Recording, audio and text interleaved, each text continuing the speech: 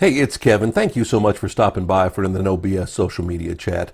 This week, something that again, I know we've talked about, we've touched on. Heck, we may have even done a video about this a couple of years ago, but I don't expect you to go back through and look at some of these things. But it's funny how you would think sometimes that as people got more sophisticated with their social media, how people have been doing social media a little bit longer, they would still, well, not mess up on some of the basics.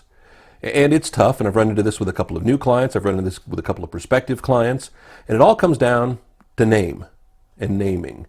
And the thing we've got to remember in the next couple of videos over the course of the next couple of weeks, we're going to talk about these subjects because they happen time and time again. When everybody decides they are going to do something with social media, they don't always plan it through. They just hop on board and get going. And now that social media has been around for 10 plus years, finding names, finding URLs, if you will, your username on a site is getting tougher and tougher and tougher. If there's one thing that just drives me crazy, it's some social media site wanting me to add a number to my name. I remember years ago when I got my AOL email and I was forced to add a number to the end of my name because, well, of course, by that time, enough people had it. I'd been using Prodigy.net for many years. And so when I finally switched to AOL, I was already behind the times. Same thing happened with Gmail. I couldn't just get Kevin Mason at gmail.com. Somebody already had it because they'd gotten a Gmail long before I did. It's a hazard of the industry. It's a hazard of social media.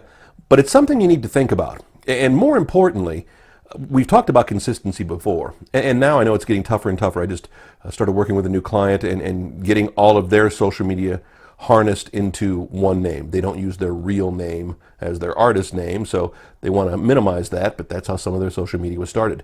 And there are some times with social media, you just can't change the username. Facebook, while every now and again with a Facebook page, you're allowed to change it once. It depends on how old the profile is. Depends on when it was set up. YouTube is tougher and tougher with changing names and structuring names and how it has to all tie in together. And we're going to actually talk about YouTube and Google here in an episode coming up in a couple of weeks.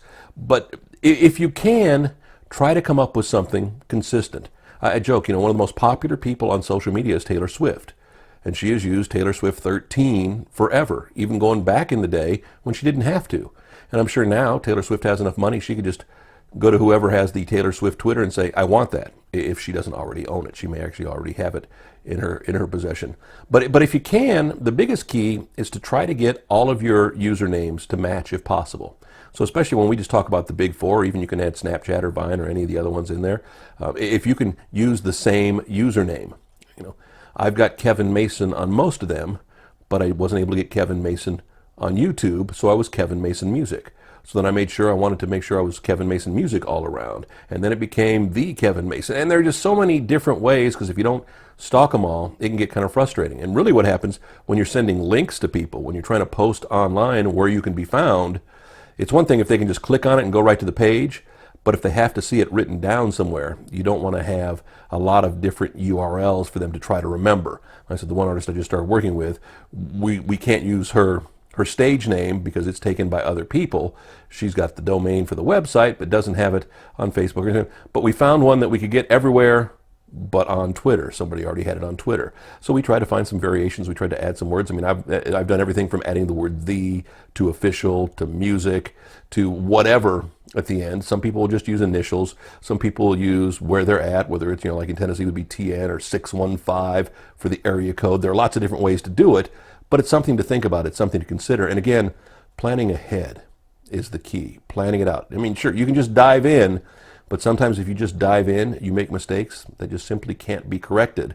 And especially if you want to build your personal and professional brand, it's something to think about. A little extra time will go a long way. A little bit extra preparation will go a long way. You know what? You want a free consultation? Just give me a call, reach out. My phone number's coming up. My email's coming up. I will be glad to guide you through it, give you some free tips. Again, no charge. You don't even have to become a client, just to help you go the right path. It would really help you along the way and help brand yourself too, and that's important. Back next week with another No BS video. I told you, email, phone number coming up.